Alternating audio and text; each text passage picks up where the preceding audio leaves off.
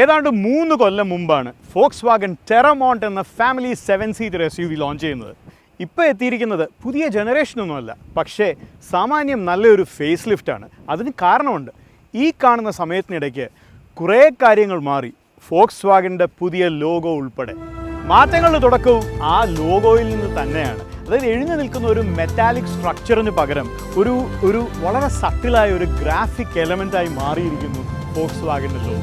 ഈ 3 സ്ലാറ്റുള്ള ഗ്രില്ല് പുതിയതാണ്. അതുപോലെ ഈ LED ലാംപ്സിൽ ഹെഡ് ലാംപ്സിൽ മുമ്പ് ഒരു യു ഷേപ്ഡ് ഒരു ഡിസൈൻ ആയിരുന്നു. പക്ഷേ ഇപ്പോൾ 2 L പോലെയുള്ള പുതിയ Volkswagenൻ്റെ ക്യാരക്ടർ ഡിസൈൻ. ഈ ലോവർ ഗ്രില്ലിലാണെങ്കിലും വ്യത്യാസമുണ്ട്. ഇൻഫാക്ട് ഫ്രണ്ട് ഫേഷ്യ ഇപ്പോൾ കണ്ടു കഴിഞ്ഞാൽ കൂടുതലും ടൂറഗുമായി നല്ല സാമ്യമുണ്ട്.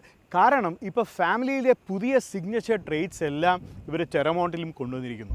പുതിയ സിഗ്നേച്ചർ ചേഞ്ചസ് പുറകിലുണ്ട്. ഈ ലൈറ്റ്സ് ആണെങ്കിലും അതെ, അതുപോലെ വളരെ ഇംപ്രസീവ് ആയിട്ടുള്ള ഈ എക്സോസിൻ്റെ ഉദ്ദേശം തന്നെ ഇംപ്രസ് ചെയ്യുക എന്നുള്ളതാണ്. കാരണം ഇത് ഫേക്ക് എക്സോസ് ആണ്, പക്ഷേ കണ്ടാൽ അടിപൊളിയാണ്.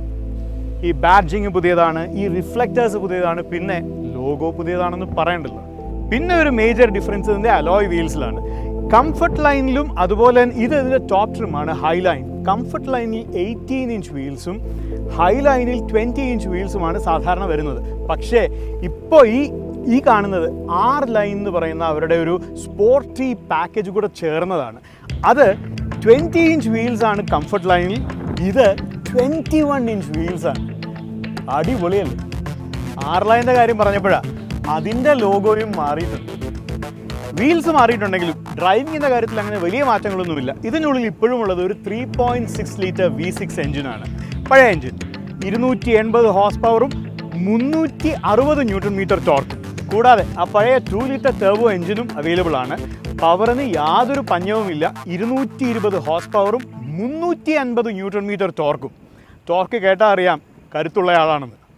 ടെറമോണ്ട് ഒരു 7-സീറ്റർ SUV ആണ്, ഫാമിലി SUV ആണ്. പക്ഷേ ഇതിൻ്റെ ഓഫ് റോഡിങ് കേപ്പബിലിറ്റീസ് യഥാർത്ഥമാണോ? ഇവിടെ വരെ എത്തിപ്പെട്ടത് തന്നെ അത്യാവശ്യം ഓഫ് റോഡിങ് ഒക്കെ ചെയ്തിട്ട് തന്നെയാണ്. സോ വലിയ മോശമില്ലാതെ, ഇൻഫാക്ട് ഓഫ് റോഡിങ് ചെയ്യുമ്പോഴും കംഫർട്ടബിൾ ആയിരിക്കുന്നു എന്നുള്ളതാണ് ഇതിൻ്റെ പ്രത്യേകത. വിവിധ ടെറൈൻസിൽ ആവശ്യമായ ട്രാക്ഷൻ നൽകാൻ ഡിഫറെൻറ്റ് മോഡ്സ് അവൈലബിൾ ആണ്. അതിൽ ഓഫ് റോഡിങ്ങിന് തന്നെ 2 മോഡ്സ് ഉണ്ട്. ഒന്ന് ഓഫ് റോഡിങ് ഓട്ടോമാറ്റിക് മോഡ്, അത് നമ്മൾ ഇട്ട് കഴിഞ്ഞാൽ ചെയ്യേണ്ട അഡ്ജസ്റ്റ്മെൻറ്റ്സ് എല്ലാം കാറ് തന്നെ ചെയ്തോളും. പിന്നെ ഇതിൽ പലതും നമുക്ക് വിട്ടുതരുന്ന off roading expert mode. Off roading automatic ധാരാളം മതി. V6ൻ്റെ ശബ്ദം ഇഷ്ടപ്പെടുന്നവർക്കായി ഒരു സ്പോർട്ട് മോഡും അവൈലബിൾ ആണ്.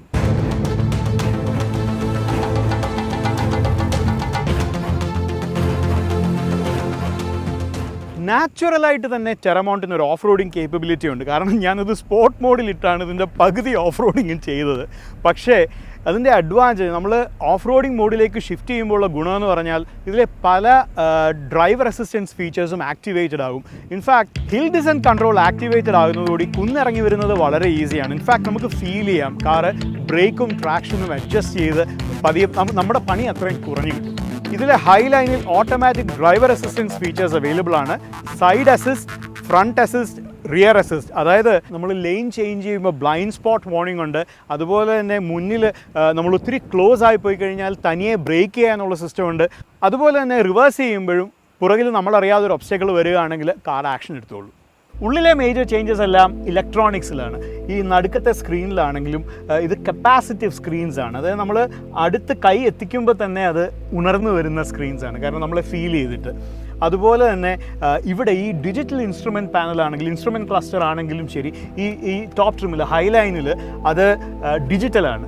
പക്ഷേ സത്യം പറഞ്ഞാൽ ഞാൻ നേരത്തെ ഓടിച്ചിരുന്ന കംഫർട്ട് ലൈനിൽ അത് 2 അനലോഗ് സ്ക്രീൻസ് ആയിട്ടാണ് നിൽക്കുന്നത്, ഡയൽസ് ആയിട്ടാണ്. അത് കണ്ടിട്ട് നല്ല രസമുണ്ട്. സോ ഡിജിറ്റൽ അല്ലെങ്കിലും എനിക്ക് ആ ഒരു പരാതിയില്ല. പിന്നെ ഒരു മേജർ വിശേഷം, വയർലെസ് ചാർജിങ് സ്റ്റാൻഡേർഡാണ്. വളരെ കംഫർട്ടബിൾ ആയിട്ടുള്ള ടെറമോണ്ടിൻ്റെ ക്യാബിനിൽ എനിക്ക് ഇഷ്ടപ്പെടാതിരുന്ന ഒരു കാര്യമുള്ളത് ലെഫ്റ്റിലെ ആംറെസ്റ്റ്, നമ്മൾ ഈ വിൻഡോ സൈഡിലുള്ള ആംറെസ്റ്റ് പ്ലേസ് ചെയ്യാൻ അത് കുറച്ച് വലുപ്പമുള്ളവർക്ക് വേണ്ടി ഡിസൈൻ ചെയ്തതുപോലെയുണ്ട്. ടോറഗിൻ്റെ അത്ര വരില്ലെങ്കിലും ടെറമോണ്ടും വളരെ പ്രീമിയം ലുക്കിംഗ് ആണ്. ഇൻഫാക്ട് ഇതിലെ മെറ്റീരിയലൊക്കെ ഈ ലെതറെല്ലാം ഒന്നാം തരം ചോയ്സാണ്. പക്ഷേ കംഫർട്ട് ലൈനിലുള്ള ഒരു വുഡ് പോലെ തോന്നിക്കുന്ന ഒരു ബീഡിങ് ഉണ്ട്. അത് ഒരു Volkswagen എന്ന രീതിയിൽ എനിക്ക് അത്രയ്ക്ക് ഇഷ്ടപ്പെട്ടില്ല. പക്ഷേ ഇഷ്ടപ്പെടുന്നവരുണ്ടാവും. പൊതുവെ വുഡ് പോലെയും കാർബൺ ഫൈബർ പോലെയൊക്കെ തോന്നിപ്പിക്കുന്ന ഇൻസേർട്സിനോട് എനിക്ക് വലിയ താല്പര്യമില്ലാത്തതുകൊണ്ട് മാത്രമാണ്. ഉള്ളിലെ സുഖസൗകര്യങ്ങൾ ധാരാളം, പക്ഷേ സ്പേസ് ആണ് ടെറമോണ്ടിനെ ഒരു ശരിക്കുള്ള ഒരു ഫാമിലി SUV ആക്കുന്നത്. കാരണം ഇതൊരു ഓൾമോസ്റ്റ് 3 മീറ്റർ നീളമുള്ള വീൽ ബേസ് ആണ്. എന്ന് വെച്ചാൽ അകത്ത് ധാരാളം സ്പേസ്. ഇപ്പം ഞാൻ ഇരിക്കുന്ന സെക്കൻഡ് റോയിലാണ്. ഇവിടെ ഇപ്പോൾ ഫുട്ബോൾ കളിക്കാൻ സ്ഥലമുണ്ട്. കാരണം ഇതിങ്ങനെ നമുക്ക് മുമ്പോട്ടും പുറകോട്ടും നീക്കാം എന്നുള്ളതാണ്. അപ്പോൾ നമുക്ക് സൗകര്യത്തിൽ എനിക്കിപ്പോഴും ലാവിഷാണ് സ്പേസ്. നമുക്ക് തേർഡ് റോ എങ്ങനെയുണ്ടെന്ന് നോക്കാം. വളരെ നീളമുള്ള ആരും എല്ലാം മുമ്പിൽ ഇരിക്കുന്നുണ്ടെങ്കിൽ സാമാന്യ സ്പേഷ്യസ് ആണ് ഈ തേർഡ് റോ ആണെങ്കിൽ പോലും. അകത്ത് ഇപ്പം കാണിച്ചു തന്ന സ്ഥലം ആ 3 സീറ്റ് ഉയർത്തി എൻ്റെ സ്യൂട്ട് കേസും വെച്ചിട്ടാണ്. ബൂട്ടിലാണെങ്കിലും 7 സീറ്റും ഉയർത്തി വെച്ച് പോലും 582 ലിറ്റർ ബൂട്ട് സ്പേസ് ഉണ്ട്.